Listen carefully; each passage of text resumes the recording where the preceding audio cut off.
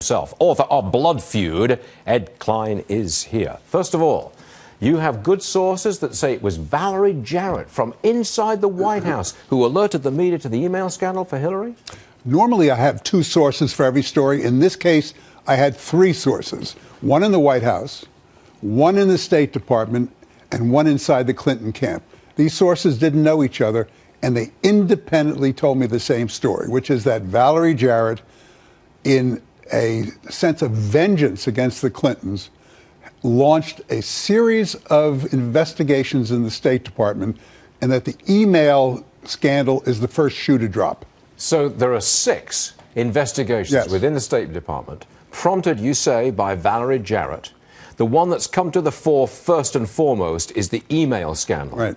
And it was Valerie Jarrett who provoked that investigation, leaked it to the media. Now that is, I'm not going to say that's vicious, but politically, that is really antagonistic, isn't it? Well, you know, you have to think about something. Yes, it is. But you have to think about something else. She gives the orders to the State Department to do these investigations. Can these investigations be carried out without the knowledge and approval of Secretary of State Kerry?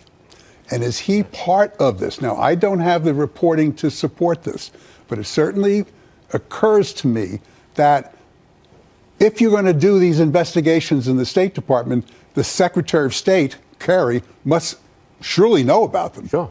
Now, you brought us this story. You put it on this program first, yes, a week ago. And you said it was 6 investigations. Yes. Now, let's go through this for a second. There's the email investigation. Yes. Okay. Is it travel expenses? Her expense account. Just general expenses, yes. Yeah. Disbursement of funds. Her possible collusion with the foundation, and 2 of them which I don't know. Okay, but you know that there are 6 in total. This goes to the core of the relationship between President Obama and the Democrats, generally the Democrat Party. That's true. Because if he's trying to sabotage the front runner, the Democrats' front runner for the White House in 2016, that's extraordinary stuff. Well, you know, there's such bad blood between the Clintons and the Obamas that goes all the way back to 2008. The primary campaign continued during a golf game that Bill had in 2011 with the president, which Bill Clinton thought he had a deal with Obama. Obama was going to support Hillary. Bill would support Obama in 2012. There was a dinner at the White House shortly after that, which was a disaster. They couldn't stand each other. And at the end of which, when the Clintons left, Obama said, "That's why I don't ever want to invite that guy back here." And then finally, the 2014 midterm elections, in which Valerie Jarrett was absolutely certain that it was the Clintons who were telling congressmen, senators, and Democratic candidates, don't campaign with this president because he's toxic. And Valerie looked upon this as an effort to wrest the Democratic Party away from the Obamas. Do you think that's an extraordinary tale you're telling you? That is extraordinary. Do you think that President Obama has the power within the Democrat Party to keep Hillary from getting the nomination? Because he's certainly trying to do it. Has he got the power to actually do it? At this point, I would say no.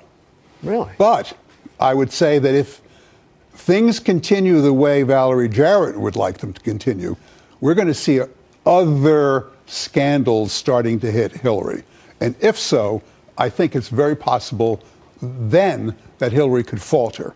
And now we then have the possibility of the Obamas bringing somebody else in to take her place. Do you think that the Obamas would prefer to see a Republican in the White House rather than Hillary Clinton? Would you go that far? I would. I would say that they would prefer to see anybody in the White House other than Hillary Clinton. First-class reporting, Ed Klein.